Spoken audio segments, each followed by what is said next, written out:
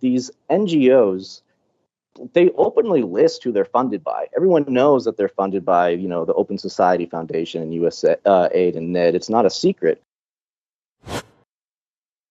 You're listening to the Corbett Report. Welcome back, friends. Welcome back to the Corbett Report. I am James Corbett of CorbettReport.com. It is March of 2023, and today we are joined on the line by an old fan favorite of the Corbett Report, Riley Waggaman, a.k.a. Edward Slavsquat, who you will remember from our previous conversations on CorbettReport.com, but more to the point, hopefully you know him from his Substack, the Edward Slavsquat Substack, which is a tongue twister. I always have a problem saying that. Just don't make me say it 5 times in a row really quickly. And hopefully you have been keeping up to date with Riley's work there at that Substack, including, of course, keeping an eye on the ever-unfolding saga of the Russian biosecurity state, including recent posts that I linked up in a recent subscriber newsletter.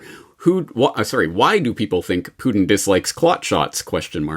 Good question. And I hope you have been keeping track with those types of articles. I hope you also have noticed a recent article that he has up about Georgian Maidan, fake it till you make it, ?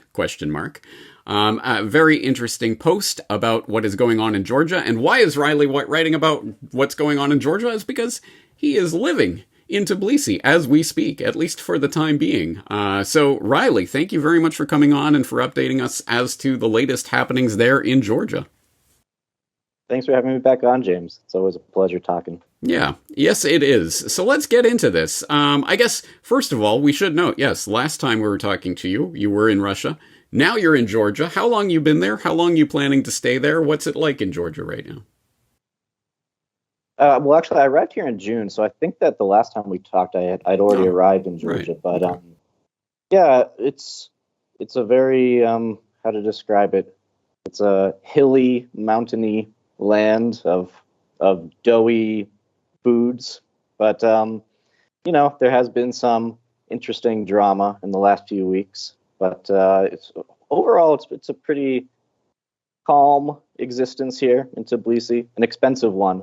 Lots of Russian IT specialists have flooded the city, which has caused rent to balloon exponentially. So I think all of that is in the Georgian national anthem, isn't it? A hilly, mountainy place of doughy treats, something like that. Doughy rent hikes. Yeah.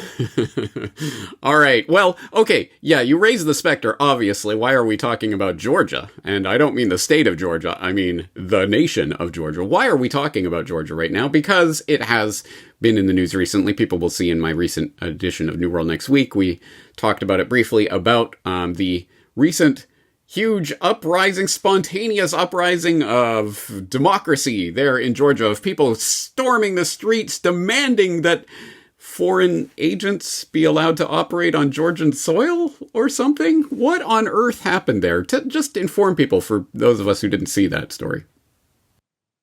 Yeah, so it began with basically the ruling party in Georgia. It's called Georgian Dream, and they submitted this bill to Parliament, which is very similar to what both the United States and Russia have, which is legislation that, in theory, is supposed to regulate, when a foreign government is bankrolling either an NGO or a media outlet, if they pass a certain threshold of funding. In this case, the legislation was 20%, I believe. They have to register as basically organization of foreign influence. And in response to this legislation, there was this outpouring of, rage, predictably, from all of these U.S.-backed civil society organizations and NGOs. And there was several days of, I would say, unusually unrest in Tbilisi. Usually a very relaxed, quiet place. But, basically what we saw was just an average weekend in Paris. A car was flipped. Some people threw, there was some water cannons, and it was over in about 2 days. In response, though, to this incredible, spontaneous, street rage, they did withdraw this bill. And, the U.S. Embassy issued a stern warning, never do that again. there were these, statements from all of these civil society organizations that are, again, funded by the National Endowment of Democracy and USAID, who said, we're suspending our cooperation on open government initiatives with Georgian parliament now because you guys don't have the right European values for us, and yada, yada, yada. So it's been, as I wrote recently, I walked to Parliament, which is not so far from where I am, on a Friday night when, if this was a real Maidan, there would definitely be tires burning in the streets.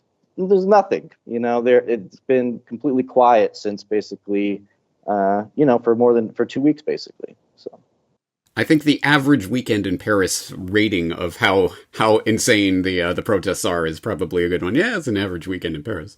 All right, so with that as context, I guess what we need to understand is the sort of the bigger context of what's happening here and why it's important. And for that, I guess it's important to understand that Georgian politics isn't exactly just about Georgia. It's obviously the proxy site of the grander struggle that's happening in many different places between the West and Russia, broadly speaking, something like that. And obviously, we've seen that play out in a number of different ways in recent years. For example, of course, people will know that 2003 marked one of the early, not the earliest, but one of the early iterations of the color revolution template that we've seen play out in so many different places over the years, the Rose Revolution, which was, as a number of outlets will talk about in great detail. For example, I will once again refer people to Kit Clarenberg's recent Mint Press News article on Dare Call It a Coup, CIA Front Threatens Color Revolution in Georgia, where he has a lot of the specifics about how that 2003 revolution happened, how it played out, how even the Toronto Globe and Mail said that in February of 2003, George Soros began laying the brickwork for the toppling of Georgia's government, and how they brought in Georgian activist Giga Bokaria, the founder of the NED and Open Society-backed Liberty Institute, to meet with Otpor, which was the original color revolutionaries that were funded by Soros and that crowd. So there's a big history there that shouldn't be surprising, even if you don't know the specifics of the Rose Revolution. I think this should probably be broadly familiar to people who are at least familiar with my own work on the subject of NGOs as Trojan horses. But that Rose Revolution didn't necessarily go exactly according to Washington's most fervent dreams. In fact, it brought into power Saakashvili, who was something of a wet firecracker dud in terms of what they were expecting or hoping for. And although he did proceed with some of the types of liberalization of the economy policies that Washington was evidently hoping to bring in, it didn't last long. And Saakashvili eventually started accruing more and more power to himself, attempting to ban political parties, etc., and then got exiled to Ukraine and then came back, and now he's jailed, or what? What is going on here? Tell us about this character. I just find it so strange that Saakashvili keeps coming back up. He really is a character. I still have that image of him eating his tie, as the tanks were rolling into Georgia. It's so good. But it's talking about what Saakashvili was up to in Ukraine is like a whole other discussion. But basically, he was appointed the governor of Odessa region by Poroshenko. And then Poroshenko decided to strip him of his Ukrainian citizenship just spontaneously. I don't think we even know why they did it. It was maybe some political feud. He was maybe felt threatened by Saakashvili. And so at this point, Saakashvili had lost his Georgian citizenship, lost his Ukrainian. He didn't have a passport. And he was bouncing. He went to Poland. Then eventually, after a lot of drama in Ukraine, where he tried to sneak back in, he snuck into Georgia in a freight container or something like this. And this was in October 2021, if I remember correctly. And he was arrested because Saakashvili is wanted in Georgia. Saakashvili was ordering thugs to beat up political opponents. He was really, it's so interesting talking to Georgians here because they say, okay, he did pass some really necessary reforms. For example, the police were horribly corrupt.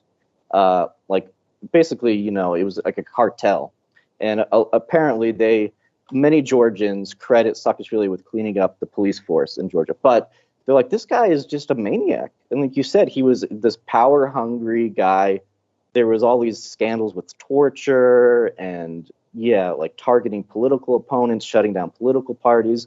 Anyway, so Saakashvili was wanted in Georgia. He was a wanted fugitive. He was arrested. And now there's this whole saga where he allegedly has these serious health problems. So he's on trial, I think, for more than one crime while he's in this hospital. And occasionally there are these weird videos that leak out of him allegedly having, some sort of seizure or something. And you see him writhing in his bed. And it's so weird. It's so weird. And, I think that there also is this. So Saakashvili's political party, it's the United National Movement. And it is one of the major opposition parties still in Georgia. But I think there is this perception that Saakashvili is still like a political force to be reckoned with, that he is sort of still viewed as sort of the opposition leader in Georgia. But I don't think that's really true. And I've spoken to a lot of people who are better informed than me on this topic. And everyone thinks that this guy is, he's old news, and that no one, even if he died in prison tomorrow, that no one would really care. Like he was that controversial. And I think a lot of Georgians, even on the liberal side or the anti-Russian Georgians, are almost embarrassed by this guy. So it creates this really strange vacuum where it's like, who is actually in charge of the opposition anymore in Georgia? And like, how does Saakashvili actually play into all this? Like, is he actually even working with Washington anymore? I mean, I don't know. It's a very, very weird political situation here. And Georgian Dream, it's bankrolled by basically the political kingmaker in Georgia. He's an oligarch. This guy, Bidzina Ivanishvili, and he made his money in Russia in the 90s. And he's a very interesting guy. He's sort of considered this shadowy oligarch who backs Georgian Dream, but he also has like money everywhere. He's like backing everyone, And so this sort of ties into your initial question about why was this foreign influence law even introduced in the first place? And I also don't really understand why they did it, because these NGOs, they openly list who they're funded by. Everyone knows that they're funded by, the Open Society-Foundation and USAID and NED. It's not a secret. It could be that some members of the ruling party just got a little bit nervous because these NGOs have incredible influence within Tbilisi. I mean, first of all, they're very well funded, and they're very radical when you compare to the rest of Georgia, which is quite socially conservative. And so that could be, it might have just been they got a little bit freaked out and decided, all right, we need to clamp down on these NGOs. And, it's this sort of, there's this back and forth, I guess, going on. But how does Saakashvili play into all this? I don't know, James, but he's such a weird guy, and what's going to happen to him is anyone's guess at this point. He might end up, governor of Estonia. The world's so bright for him, he's got to wear shades, I guess. It's just a strange cartoon-like character that I never expected would keep popping up like this. But actually, one of the more interesting takes I've seen on that is from Bernie Holland at Covert Action magazine, who wrote a recent article, British Lords Shed Crocodile Tears About Imprisonment of Corrupt Former Georgian President and Ukraine War Booster, Mikhail Saakashvili, as another color revolution looks to be afoot, in which they basically point out that the British House of Lords is having these teary debates. Oh, this political prisoner, Saakashvili, essentially, he's just a convenient symbol of, political repression in Georgia that they can trot out at any point that they want to in order to affect some sort of new regime change, if they want to do that. And my sense, from what I've done, and obviously I'm not following Georgian politics very closely, I'm no expert on this, but my sense is that Georgia has been attempting to straddle that line for a couple of decades now of not wanting to piss off the US and the West, but not wanting to completely sever ties with Russia. And, where do we go from here? And I understand that the Georgian Prime Minister has claimed that he has been repeatedly asked to open a second front in the Ukraine-Russian war by Kiev, and has turned that down. So that has basically ramped up pressure from the West against Georgia. Hey guys, you got to get more on board with our team.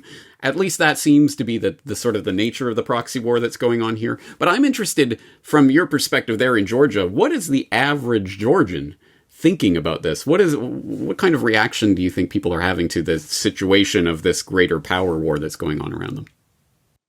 Yeah, well, it's important to remember that in the background of all of this, Georgia is applying for EU candidacy status. And what's ironic about the situation is that the ruling party, Georgian Dream, wants EU status, at least officially. It's applying for it, and the opposition also wants it. I guess an argument can be made, of course, that the Georgian Dream wants EU status for Georgia, but sort of on Georgia's terms. And the opposition is more, do whatever you want to us, like take anything you want. We'll do anything. Just give us a chance. So it's the situation now where in Tbilisi is so different from the rest of Georgia. Like, first of all, the whole city is covered in Ukrainian flags, like everywhere. And you drive, like for example, I was in the mountains of Georgia, like 3 hours outside of Tbilisi, and you leave the city and all the flags go away, all of the anti-Russia graffiti. It's a totally different country, So I think it's obvious that from speaking with Georgians and also people, friends and acquaintances here, I think what's happening is you have this moneyed, influential, urban elite in Tbilisi who are all very well, their pockets are being lined basically by Washington, and they are basically accusing Georgian Dream of being this, Russian stooges. And I just don't think that's it's sort of a ridiculous accusation, because in many ways, it's just because they don't want to fight a war with Russia that they're Kremlin bootlickers. It doesn't make any sense. It would be a suicidal thing for Georgia to do. And I would say, I don't know any Georgians. It's not a mainstream idea to open up a second front against Russia. It's Georgia. It's a country of 3 million people, And so how realistic, the way that I view it is probably Washington would be happy with this causing any kind of trouble. And whether the second front is a military adventure or some sort of political trouble that would negatively affect relations with Russia, maybe that's good enough for them. But the average Georgian, even if they are very pro-Ukraine or anti-Russia or whatever, this idea of Georgia entering into any kind of military conflict with Russia is just bizarre. Now, it is 2023, and anything can happen. And I'm sure, James, you remember a year ago, it was considered impossible for Russia to go into Ukraine. And now it's not even the new normal, but people are arguing that, it had to be this way. It was the only choice. So who knows? I'm not gonna say it's impossible. But well, I guess the other factor in this is the fact that, of course, there was the 2008 Russo-Georgian War over Abkhazia and South Ossetia. And that seems to have been prompted by Saakashvili apparently getting whispers that, don't worry, we got your back from Washington.